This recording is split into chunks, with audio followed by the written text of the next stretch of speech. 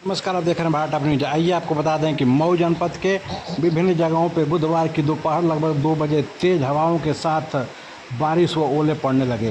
तेज हवा व बारिश के चलते सड़क पर पेड़ व विद्युत पोल भी गिर गए, जहां आवागमन भी बाधित रहा। आप देख रहे हैं भारत टॉप न्यूज पे कि किस तरह से बुधवार की दोपहर लगभग 2 बजे तेज हवाओं के साथ पेड़ व विद्युत पोल गिरने से आवागमन बाधित हो गया है और गाड़ियों की लंबी कतारें लगी हुई हैं।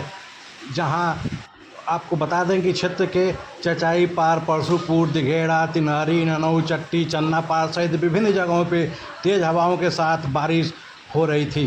जहां भी तेज़ हवाओं के चलते पोल व पेड़ रास्ते पर गिर के रास्ता अवरोध कर दिए हैं, जहां पे लंबी कतारें गाड़ियों की लगी हुई है।